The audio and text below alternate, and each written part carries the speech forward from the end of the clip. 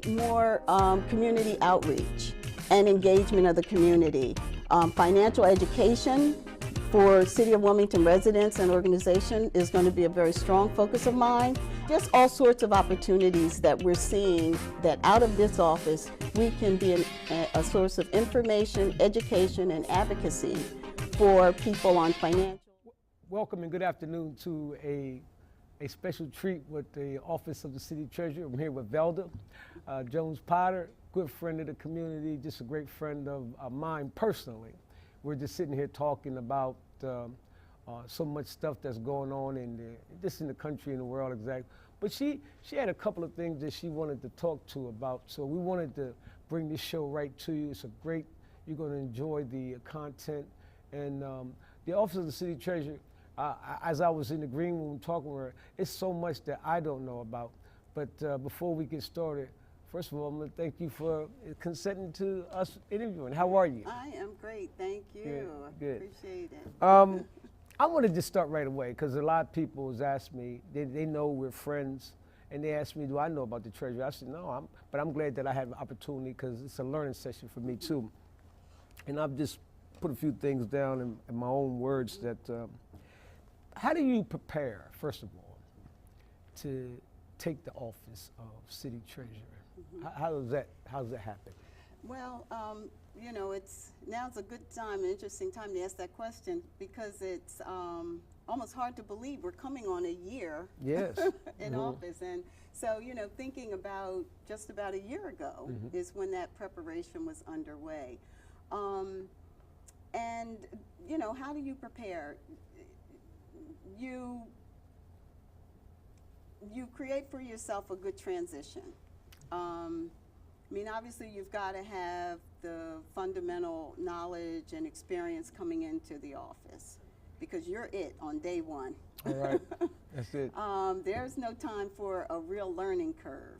But there is an opportunity to create a smooth transition between yourself and your predecessor. And so it's that transition process that I found was just extremely important.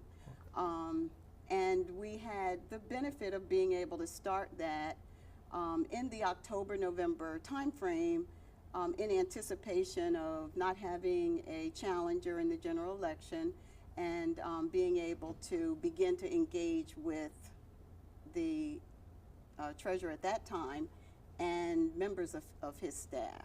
Okay. You said a key word there, the transition, because a lot is made about the transition team and the resources, but most of us don't know exactly how the transition put together and then how are the resources gathered for the transition. Okay. Can you help us there?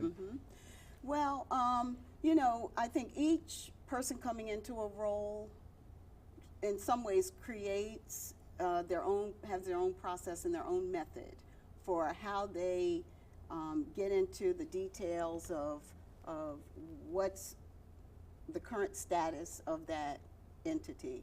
In my case, having gone into roles previously, I sort of have a methodology to it. Okay. And what I do, and what I did in the case of coming into this transition, was to identify some people who had expertise and put together a team. So that transition team that you referred to is rather customary for governmental entities when you know the predecessor is leaving and the newly elected is coming in. In the case of the City of Wilmington and the Office of the Mayor and City Council, there's rather frequent change and transition there. Okay. Typically every 4 to 8 years that's okay. changing. But in the Office of the Treasurer for the city, it was 30 years and there hadn't been a change. So it was something almost foreign since I think Mr. Suspensky, from the time he came in to now. Did you find it challenging, or? Yeah, I did. Okay. And I think the challenge was sort of 30 years of familiarity and practices that, if you do things over a long and extended period of time, you come to be able to do them, and you come to do them almost by practice and habit, and you have a lot of information and institutional knowledge in your head. So documented policies and procedures aren't really there and as well established, perhaps as an organization where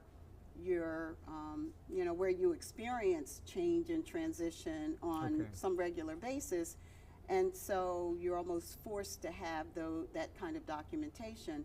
So in my case, it was important to pull together a team of experts who had governmental experience, who had audit experience, who had banking and investment experience, and who also had the ability to evaluate and map internal operations and procedures. Okay.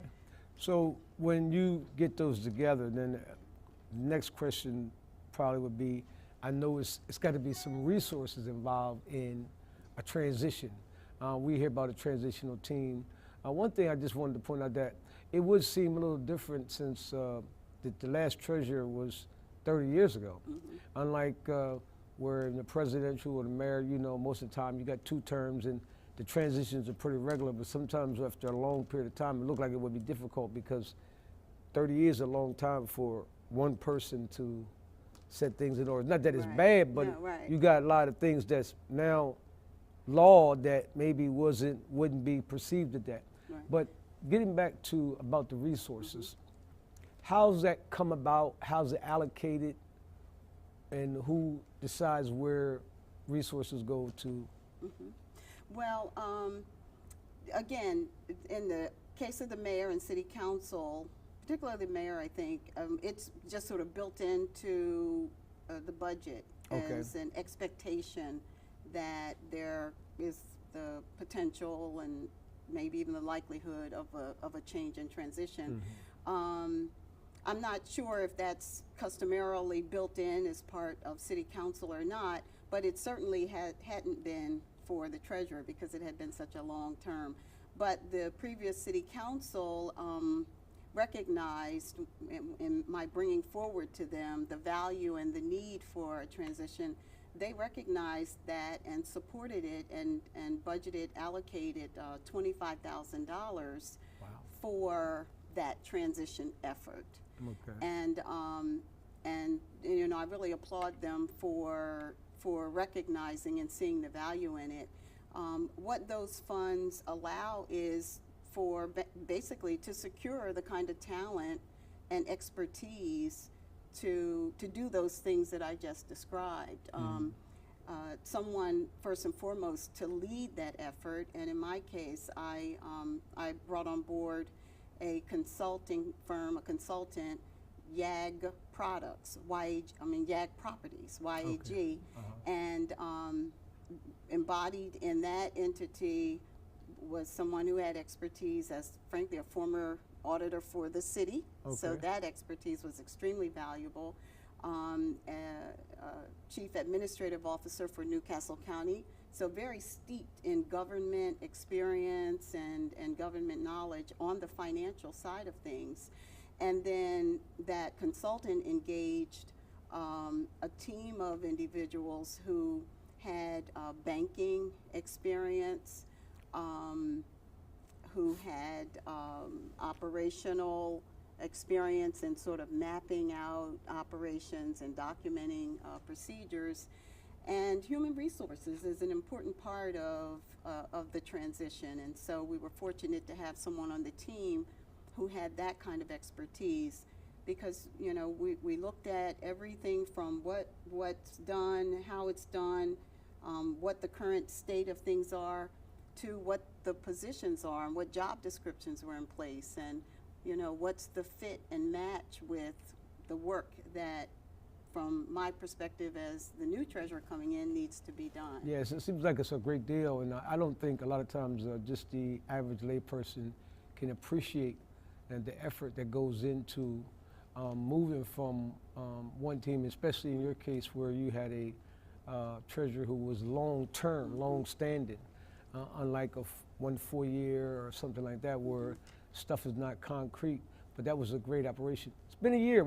You started out like that. It's been almost a year. Yes. I think since last January, you guys were sworn in, or Yes, January 4th. yeah. So we're coming up on a year. How's it been? We've been having a lot of fun. Okay, good. And getting a lot done. Okay. You know, I Why don't you tell us a little bit about that? Okay. Okay.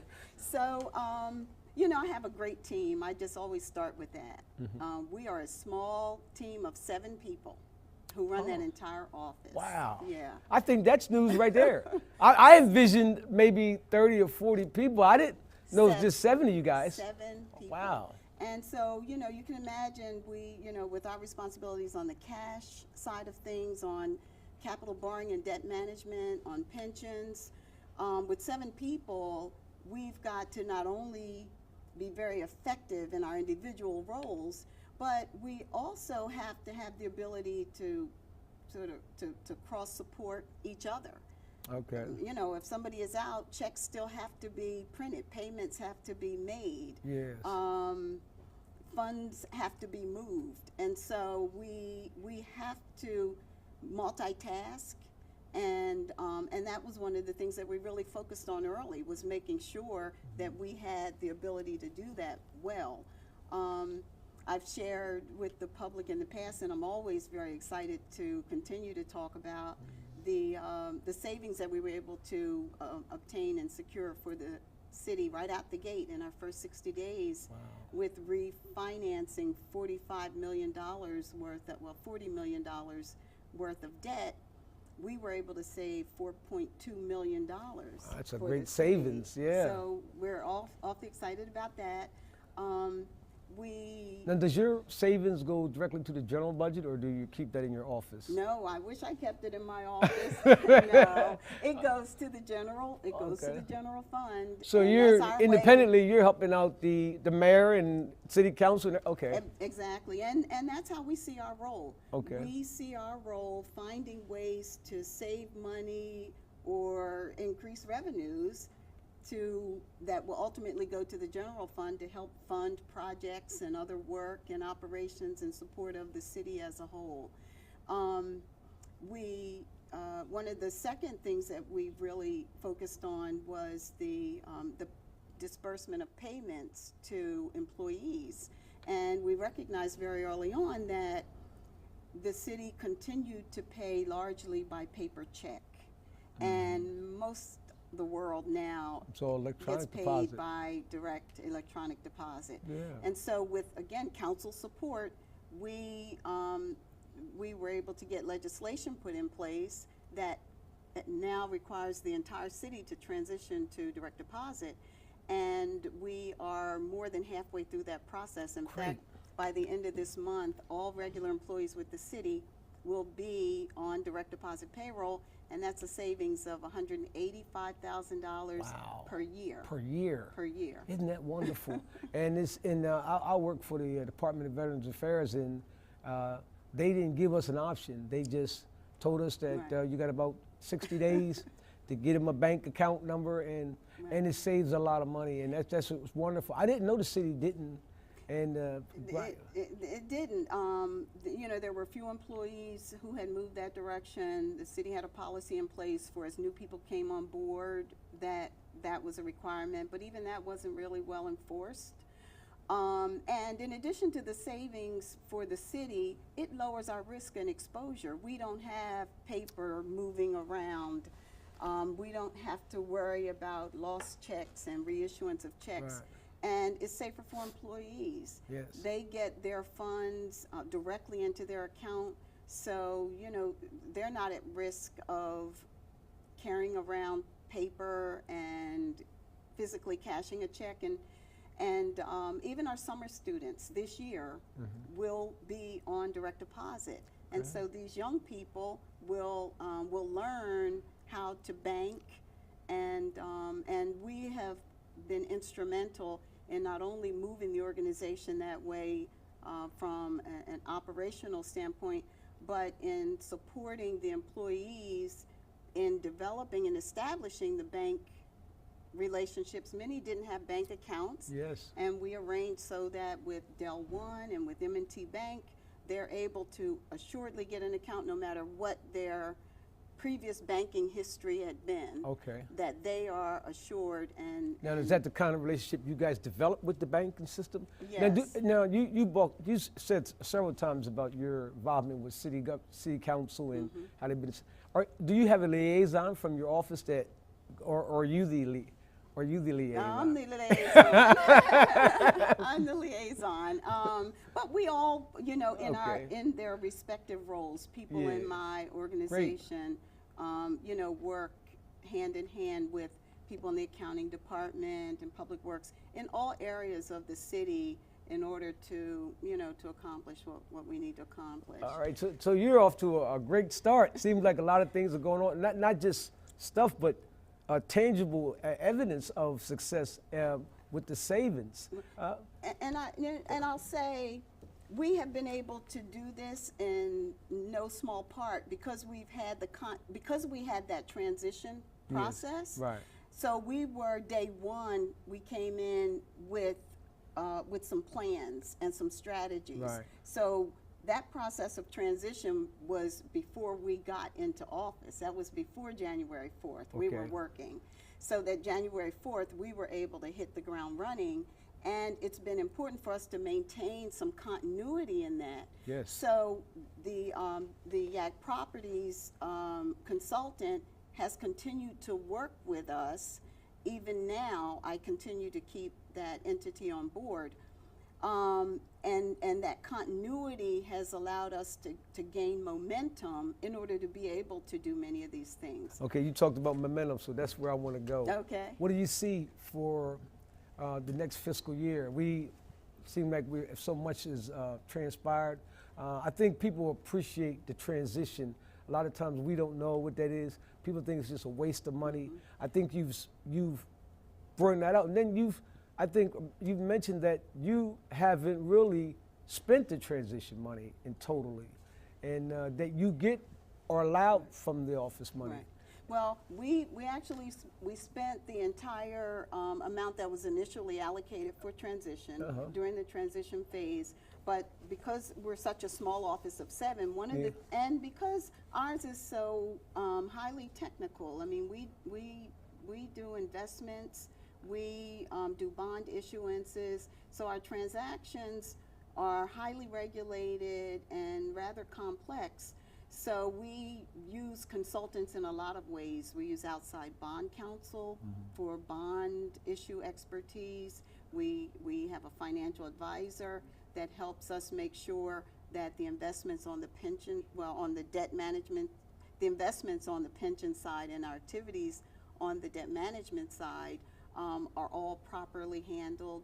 So they assist us with some of the complex analyses.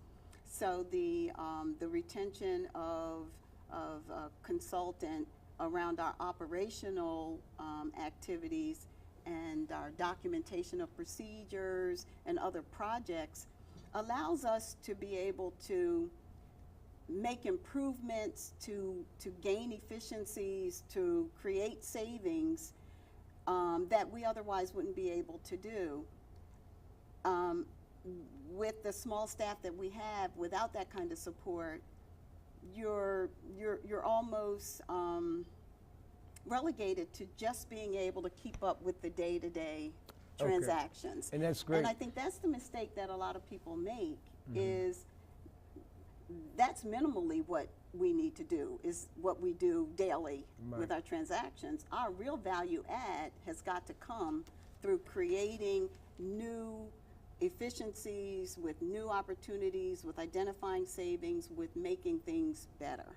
And so that gives you like a leg up on a whole lot of administrations where we just say, well, we're just going to do what's in the PD, but it's these other related duties that most of us see that never get done. And so these things have been a great savings to the office. And we sometimes we can't do everything. And it's good to bring in expertise from outside, and this helps everybody. Yeah. It takes a certain amount of burden off the. We have them at the hospital. You just can't hire 1,000 people Right. for one particular function. And so I think it's great on your office and great for your insight to bring that up. As we are moving on, I think that a lot of people has asked me about, all the stuff that goes on in the city that's been going on. I didn't know how close you guys work together, the city government, and means the mayor's office. I think a lot of people probably was shocked like me to know that you saved them over $4 million just on some refinancing the debt that they were paying out. Just a number of issues. So these are the kind of things that people are looking for, and they want to know, hey, what can we expect from Velda? Okay. What- Well, we intend to keep being very proactive and finding savings and opportunities for the city. One of the areas that we're really focusing on is our capital borrowing and our debt management process. Because in the typical cycle of the city's financial activities, we're slated to go to the bond market in this first quarter of 2018, which is typically when we would do our borrowing, so that major projects like road work and major capital spending could be done. So we are looking very, very closely at that whole process and helping to educate city council and hopefully the mayor's office and the administration on that subject, so that process becomes much more efficient and effective. So I would suggest, and maybe we'll do another opportunity on that Okay. subject, because I think it's something that the public would really be interested in. We spend a lot of money in borrowing and in debt, and I like to make sure that the taxpayers' money is that we're being as frugal with it as I am with my own, frankly. And I think that's something that a lot of times we don't always realize, that government gets a bad rap, and some of it maybe is valid, but for not being as conscious of public dollars Right. as they are with their own dollars. And I work for the federal government, and I'm sorry to say sometimes we're not. And we need somebody like you. What I say that is that it's not personal, but I have followed you as state treasurer. I remember when you bailed the city out when they were going bankrupt some years ago, and I just want to personally say that I appreciate the fact that the city was able to get you and the people was able to support you for this office. I think that you've been great. And I want to just say one other thing on another note. My young people, when you came and spoke to my young people in Pennsylvania at the youth conference, I don't know if you remember that. Yes, I do. And the young ladies, and they were so impressed that a woman was running the treasurer. And they asked me periodically, do I see you? I said, she happens to be the treasurer of our city, so I wanted to just let you know that. Oh, So good. in Thank closing, you. can you just kind of close us out here? Well, yes, we have had a year that I'm very proud of. I thank my team for all the work that they've done in responding to my leadership. The public can look for more from us, because this year we're going to be as active as we have the past year in finding opportunities to use our money better, to be more prudent in what we do with it. We are doing more outreach to the community. We're updating our website because we're really focused on transparency. In my engagement with the public over these last several months, some of the things that I hear is that they want to know more about capital projects and where that work is being done and how much is being spent. And so we're going to, in response to that, help improve the transparency with regard to how our major and large sources of dollars are being spent. Well, we're certainly glad that you're in office. We appreciate with all the talk of transition and transparency and so many things that have gone on, not just locally but nationally. Mm-hmm. So it's certainly it's a breath of fresh air to have somebody with integrity and honesty in this. So I want to again thank you for consenting that we can have a little talk in the general public. So we thank you again for outreach with the city treasurer. I hope you guys got a chance to gain something. I certainly did. And we'll see you soon. As the treasurer said, we'll talk some more. Good night. Doing more community outreach and engagement of the community. Financial education for City of Wilmington residents and organization is going to be a very strong focus of mine. Just all sorts of opportunities that we're seeing that out of this office, we can be a source of information, education, and advocacy for people on financial, economic, and consumer matters.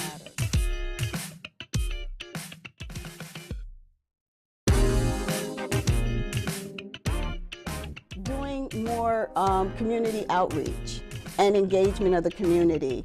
Financial education for City of Wilmington residents and organization is going to be a very strong focus of mine. Just all sorts of opportunities that we're seeing that out of this office, we can be a source of information, education, and advocacy for people on financial, economic, and consumer matters.